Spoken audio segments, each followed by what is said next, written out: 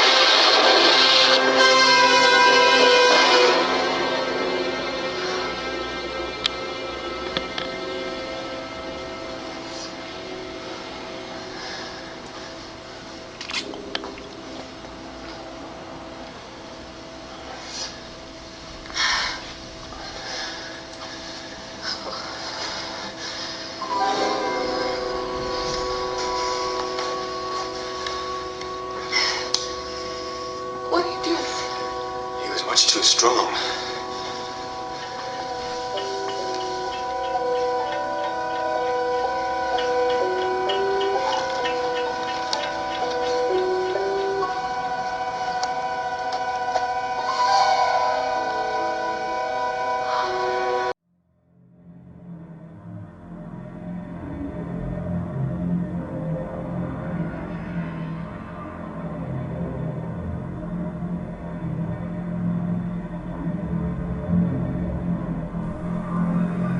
My name is Paris Tosin.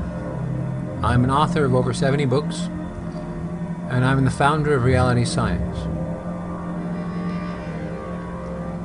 I wholeheartedly believe in the presence of interstellar cultures, off-planet people, and their interdimensional ships.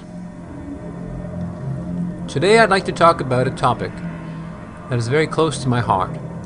It is the kind of topic that will baffle and astonish most viewers. Perhaps you watching here will find this information useful. My topic has to do with the androids I discovered on Capitol Hill in 2008.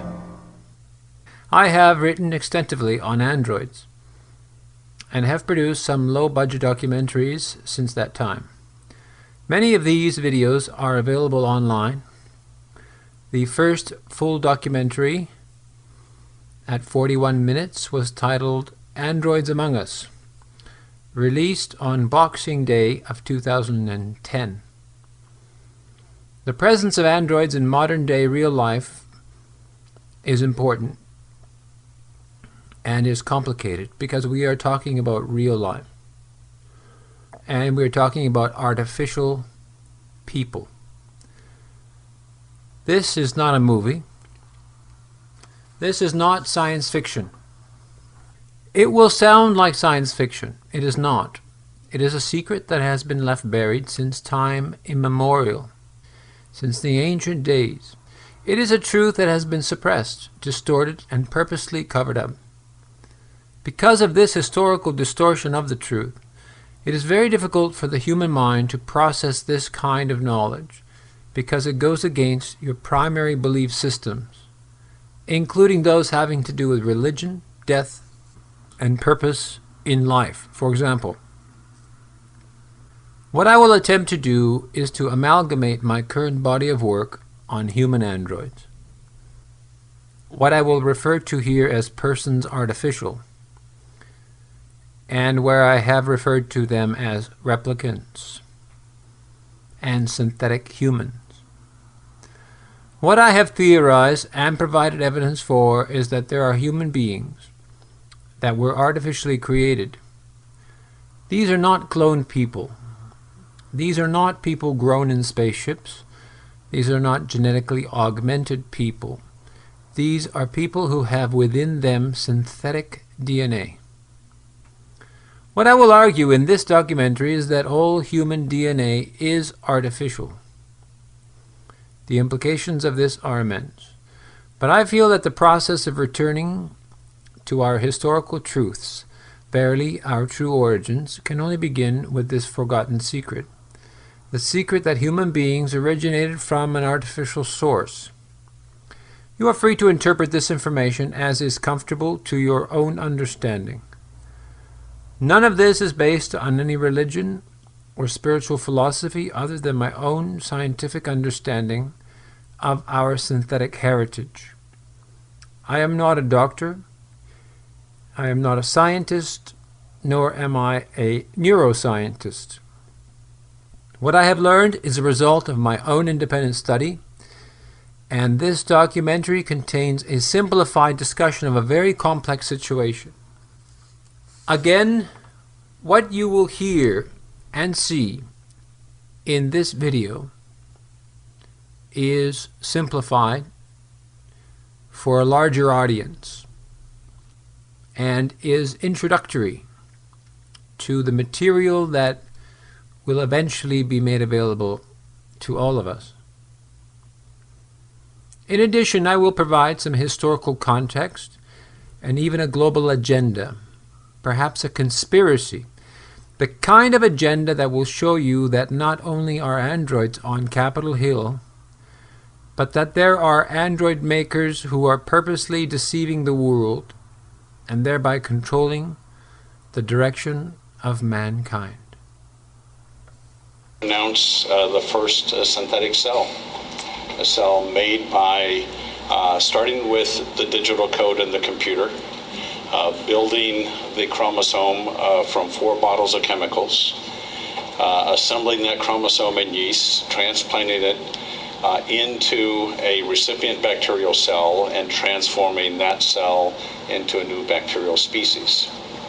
So this is the first self-replicating species that we've had on the planet whose parent is a computer. The year we are going to discuss is 2008, and the country is the United States of America. We start in about September of 2008, when then President George W. Bush asked permission from the American people to allow a $700 billion financial rescue plan, dubbed the Wall Street bailout, to be approved by Congress. Good evening. This is an extraordinary period for America's economy. Over the past few weeks, many Americans have felt anxiety about their finances and their future. I understand their worry and their frustration. We've seen triple-digit swings in the stock market. Major financial institutions have teetered on the edge of collapse, and some have failed. As uncertainty has grown, many banks have restricted lending. Credit markets have frozen, and families and businesses have found it harder to borrow money. We are in the midst of a serious financial crisis, and the federal government is responding with decisive action. We see that the number of people at that time, with supply exceeding demand, outside of the mainstream television and mainstream ideas, there was an economic crime that was taking place, a very complex, serious economic crime. The bailout, as we will see, did not rescue the American economy, did not resolve all of the issues, and did not satisfy any of the political promises made to the American people. And this was done not by accident. But what concerns me at that time was the presence of 3 particular androids. Yes, I did use the term android and economic crime. What is the crime? These 3 people were involved in the hijacking of a nation. the most powerful nation in the world. Though the crime is important, and I will discuss this, I think that it's very important to establish that these three people are in fact artificial. In order to achieve that goal, I'm going to turn this into a partial medical investigation, a kind of science fiction medical investigation that you might find on television or in a movie. But I will discuss it in real terms. If I can prove that these three people are androids, I will have proven that the world you think you knew is not the real world. Further, if these three people are androids, then that means that there is a mysterious culture hidden among us, a culture that is 1,000 years more advanced than us. It is without a doubt that they appear to be real persons, what are referred to as human beings. And what I am going to do is to explain why these three persons, although seemingly perfectly normal, although appearing to be biological, are in fact persons artificial, androids of a very advanced quality. These are machines of a very impressive nature, made from a quantum technology far ahead of any human science. And they are being employed to hijack society without society ever noticing a thing. The most perfect crime in history. Our crime scene takes place in late 2008 on Capitol Hill in Washington, D.C., in the United States of America.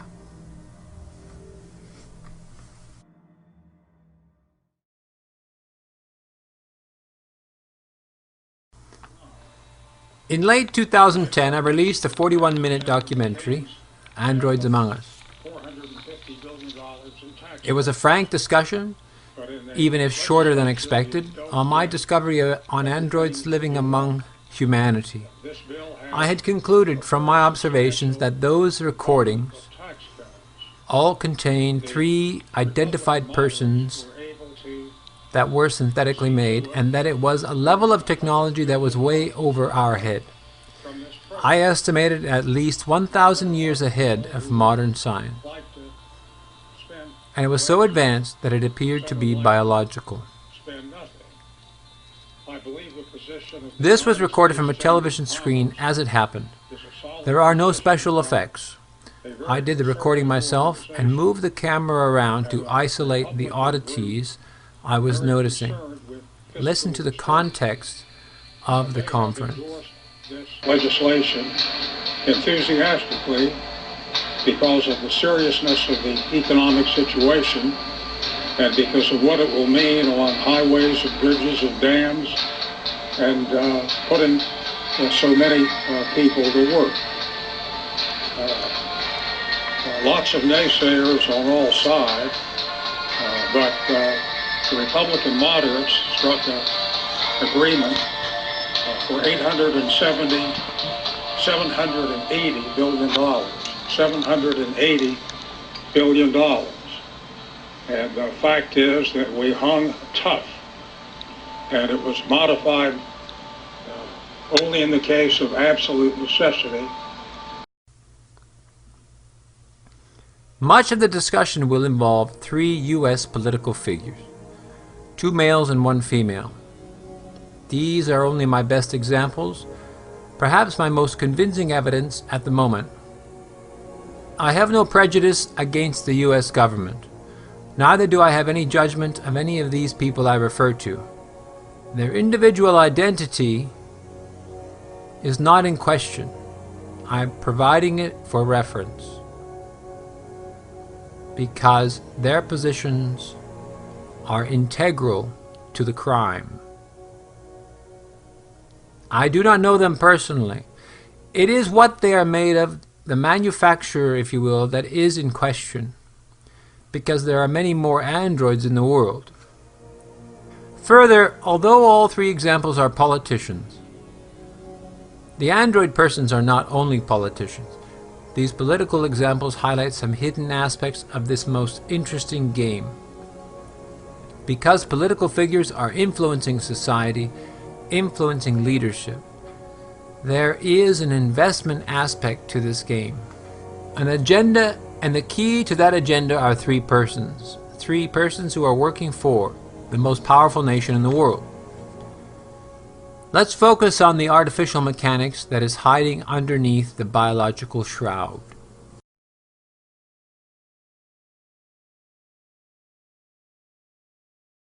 This is going to be a kind of advanced scientific investigation, a medical science detective story. In my medical science investigation, I have enough evidence of these three people. It is not your usual evidence. I am going to stretch our understanding of life. I have to because otherwise there is no other way to explain androids on modern-day television. Here is my key medical evidence. The blinking of the white-haired man, the catatonia of the large-eyed man, the blinking woman. This is a scientific investigation, and I'm going to play the medical investigator for things that are not supposed to exist. There is a lot of supporting evidence as well. I think that what happened was that these people got sloppy, and I recorded it. Otherwise, it would be even more difficult to catch. The basis of my recordings contain that sloppiness because, as you will see, the 2008 Wall Street bailout in the U.S. was a major crisis. America was believed on the verge of collapse. The U.S. President made a primetime speech to accept the bailout. There must have been a desperate attempt to change the course of history, and they got sloppy, and I happened to be paying attention. And later I managed to crack the code. I had an epiphany unlike ever before. As I've stated, this is also a crime scene. What's the crime? Androids are being used to change the course of a nation. Not just any nation, the most powerful nation in the world. They are essentially hijacking society. Instead of hijacking an aircraft and flying it into a World Trade Center, they are hijacking a government and driving it into a depression. A government that is carrying 311 million passengers. And they are using artificial people, androids. Ladies and gentlemen, androids who look and act human. Androids that, until I pointed them out, looked human. The clues to how they remote control these androids will take us inside the brain. But before we get into our neurological view, let us first review some tactical methods the androids employ.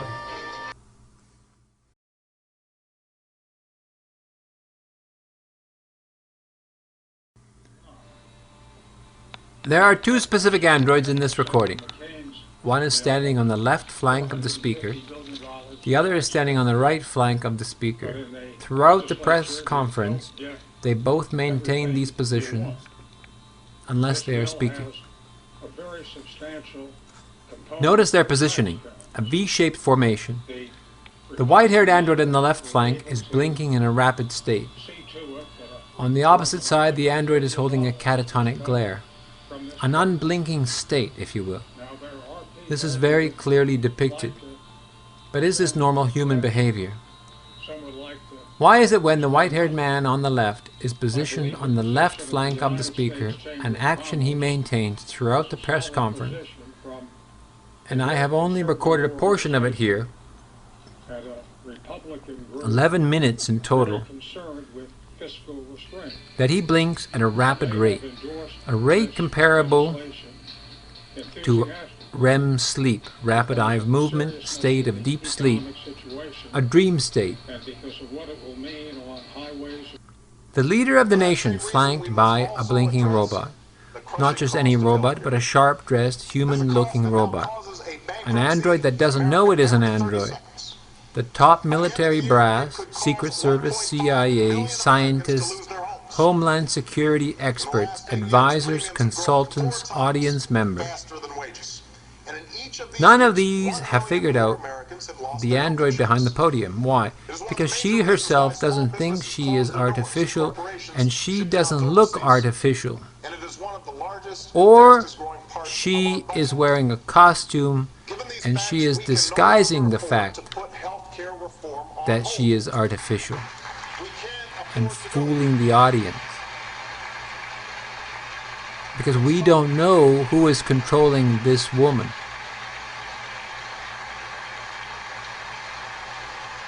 She doesn't look artificial. By the end of this documentary, you will begin to think that she and the two gentlemen are in fact a new class of humans, persons artificial. This Congress passed a law to provide and protect health insurance for 11 million all Iraq citizens, but the wealth of Iraqis for the rebuilding of Iraq. Will allow more Iraqis to re-enter their nation's civic life, hold local elections, to take responsibility for security in every Iraqi province. For all this to happen, Baghdad must be secure. And our plan will help the Iraqi government take back its capital.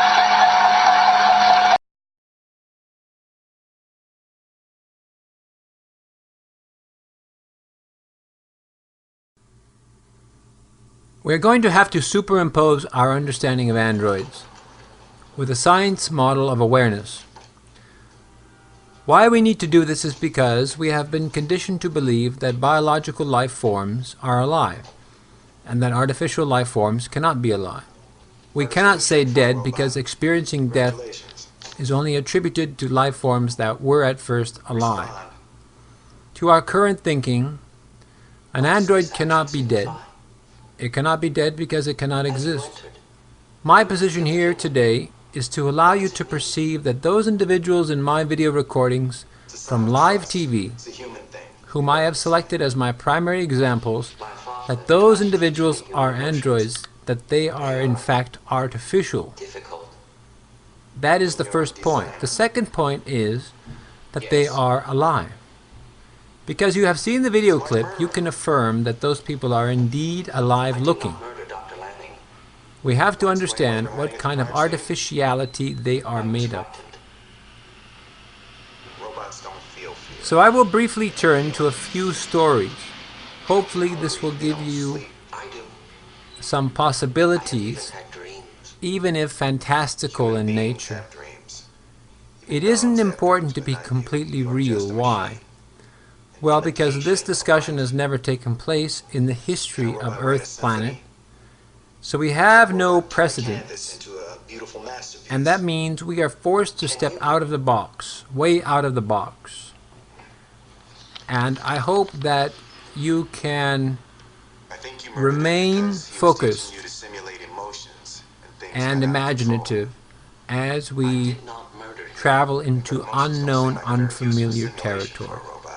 I did not murder him.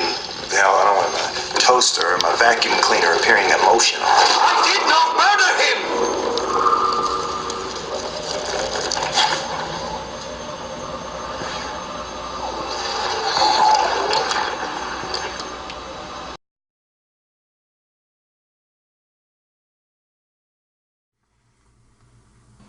So let us turn our attention to some stories of androids that might help us relate to these advanced people. Before we do so, let's rephrase the android as it truly is. An android is a created being that thinks it is alive.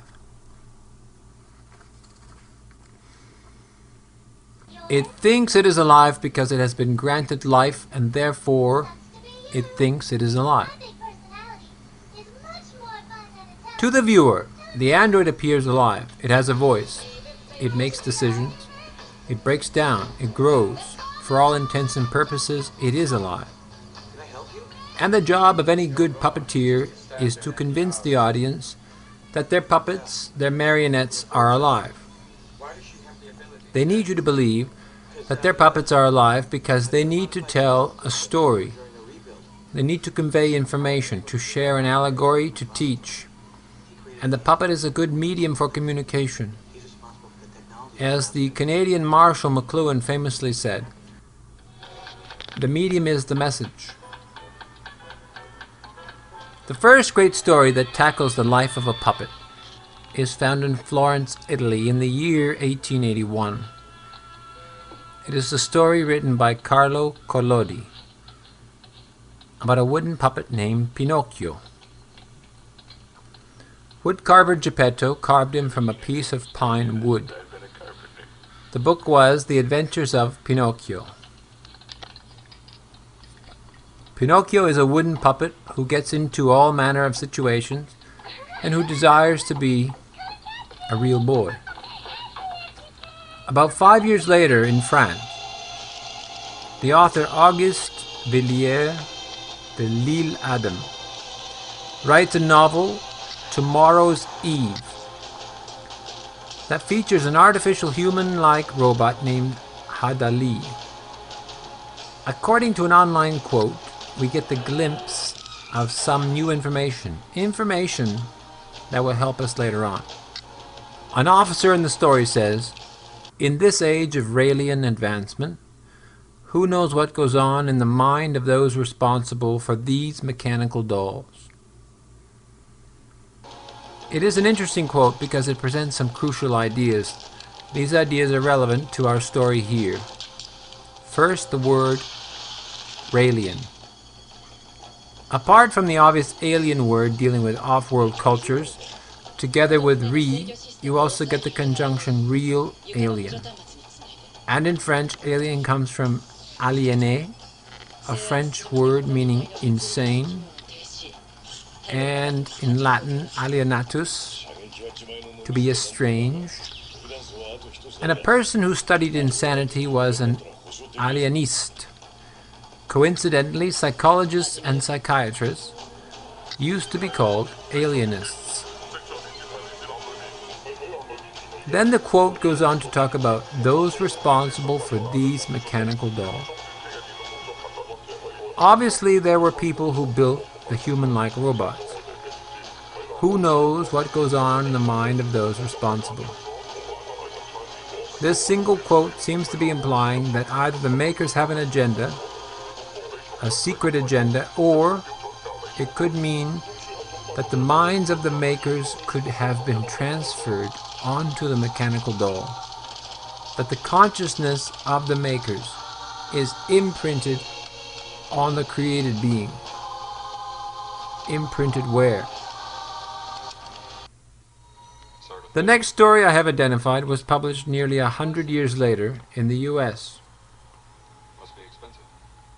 In 1968, Philip K. Dick published Do Androids Dream of Sleep?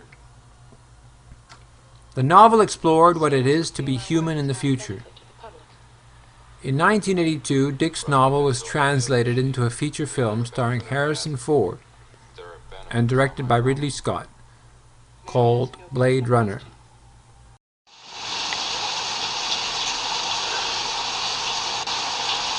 I've seen things you people wouldn't believe. Attack ships on fire off the shoulder of Orion. I watched sea beams glitter in the dark near the 10-house gate.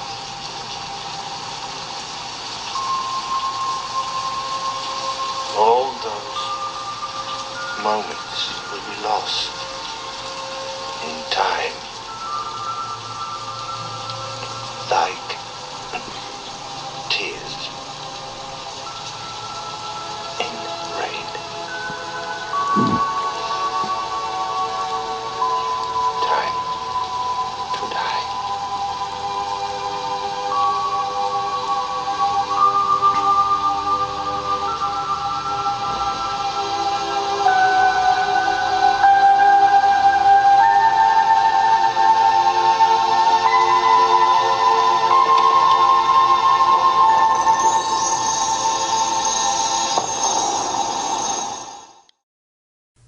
Director Scott would later be responsible for one of the most famous commercials, the Apple Computers ad from 1984.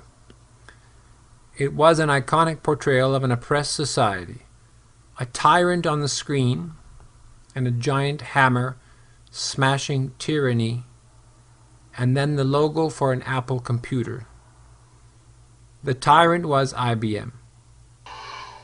In 1973, the writer of Jurassic Park, Michael Crichton, wrote and directed a movie called Westworld, starring Yul Brynner as a lifelike robot called Gunslinger.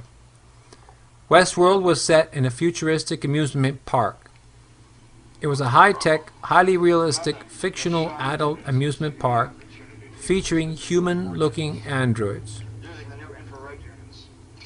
For $1,000 a day, guests could indulge in fantasy with the androids who were programmed to serve man. For some unknown reason, the androids begin to make mistakes, and their programming gets corrupted, and the guests on vacation are now trying to stay alive. It is chaos, kind of like what is happening in our world today. In Blade Runner, Harrison Ford played Deckard, a policeman who specialized in hunting androids. There was a corporation building robots for off-world exploration, and sometimes the androids would escape to Earth and disguise themselves as human. To find the android, or as they referred to them as the replicant, bounty hunters would apply an empathy test to test the empathic response, or lack of empathy. An android lacked the empathy of a human. Ford's character, Deckard, believed he was a human hunting androids. Even when he returned to the man who made androids, he wasn't told that he himself was an android. And the earlier versions of the film avoided that issue. But Ridley Scott himself admitted that Rick Deckard, the leading character, was in fact artificial, who thought he was real. A striking similarity with Pinocchio, an artificial boy who never knew he was artificial, and when he found out, he wanted to become real. Finally, we have the Japanese cult classic, a 1995 animated film called Ghost in the Shell. In this visionary work, the soul of the artificial person, a cybernetic organism, is referred to as their ghost. The lead character is an artificial woman who, similar to Blade Runner, works for the police. The difference here is that the cybernetic organism is made of both machine and organic components. In Blade Runner, the androids appear completely human and can only be identified by their empathy. Also, we should note the work of James Cameron and his 1984 film, The Terminator, starring Arnold Schwarzenegger. Arnold plays a cyborg sent from the future to assassinate the mother of the leader of the future resistance. By assassinating the mother, the child who will lead the resistance will not be born. As the psychologist commented in the film, sort of a retroactive abortion, James Cameron would go on to make Avatar, a film where alien bodies were genetically manufactured, and the human consciousness was transferred into the blue Na'vi people in order to survive the harsh alien climate. Let's recap. We have a story of a living puppet, a story of mechanical dolls, a story of an android who thinks he is human, a story of an amusement park filled with programmed androids, a story of a cybernetic organism with a ghost, a time-traveling cyborg, and a genetically manufactured people where you can download your consciousness. You can see that on a fictional level, we have a good premise for the existence of artificial people. In fact, various kinds of artificial people, different technologies, various versions of consciousness, time travel, and off-world exploration. All of these are going to be useful as we continue this discussion. So we're noticing that there are quite a number of fictional properties, stories that include human-looking robots, even from centuries before our time. You know, in the 1800s they were talking about androids, human-looking androids. In the film Metropolis, this is now in the 30s, there is a woman who becomes a machine woman, an android, a robot. There is the story of the Stepford Wives. This is early 70s, written by Ira Levin, who also wrote Rosemary's Baby. These are very famous stories, very well liked horror films or horror novels. The Stepford Wives is this idyllic town where the women over a night get transformed into a robot. A robot, an ideal housewife that is obedient and likes to clean the house. So this is now 1970, 72. So throughout history, especially in the last 40 or 50 years, and this is outside of the extraterrestrial discussion, outside of alien propaganda and alien films.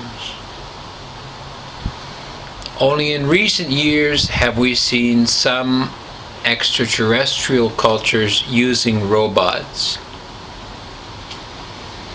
So now there's this new stream of thinking that is widely available in stories. And as anybody knows, a story has some point of origin. Stories come from somewhere. And to detail a story of a human android, a robot wife, a robot from the future, a story of creating these an amusement park full of robots. These are coming from somewhere, so whether it's somewhere from our deep imagination, our deep psyche, or whether it's some influence or some story or some dream. So what we're going to discuss is that all of these ideas are pertinent, are valuable to our discussion. Our discussion is that not only are these androids robots, human-looking robots, in stories and in fiction, but now they are in real life. As I've pointed out, the 3 replicants on Capitol Hill. You see, we would never imagine that what we've dreamed of, what we've read, or these stories we've seen could actually be real.